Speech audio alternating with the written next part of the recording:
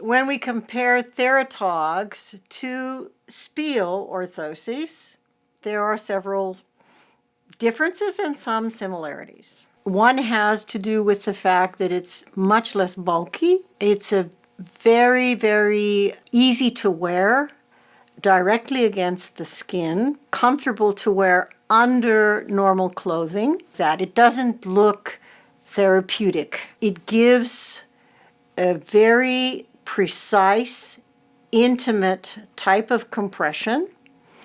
And because the cylindrical compression is aligned in a certain way, if the person rotates out of midline, either the trunk or the limb, there is a tension that develops in the fabric, and it has to be tight enough so that happens, that it doesn't move on the skin. With that, you see that there is this sensory pull back to a more neutral or balanced position in the body. When we compare theratogs to SPIO orthotics, there are some similarities and a number of significant differences. The similarity has to do with the fact that both are systems that are kind of based on some deep pressure compression. The difference has to do with the objective behind the therapeutic tool. Theratog is designed as a stabilization and force-inducing orthosis. So the body components are designed to give some stability, and they restrict motion much more than SPIO, but they do provide that stability. And then the strapping mechanism is designed as a counter pull to the typical pattern of stereotypical spasticity or abnormal motion that is seen with that child. With SPIO orthosis, the objective is to give power to both the biomechanical alignment and stability and to the neuropostural and sensory control that provides as well. The SPIO orthosis is much more intimate and acts as a functional exoskeleton for the body. It breathes much better because of the nature of the material. In fact, if you wave your hand, you can feel through the material the air brushing.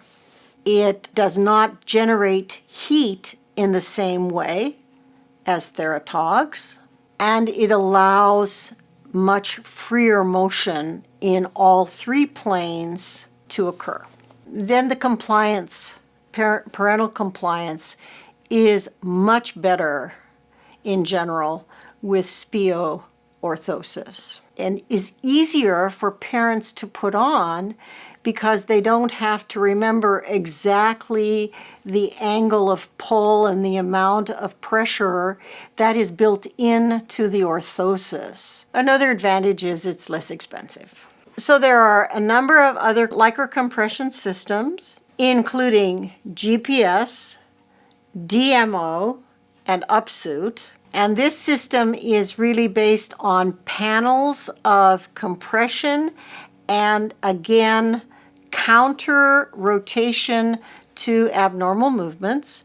The material is a little stiffer, and there are many seams, and it makes the orthosis not have as much growth potential as the SPIO orthosis. The person doesn't have the same freedom of motion, especially in triplanar motion. The objective is to counteract what is thought to be an abnormal synergy of movement and to stabilize. That piece is the same.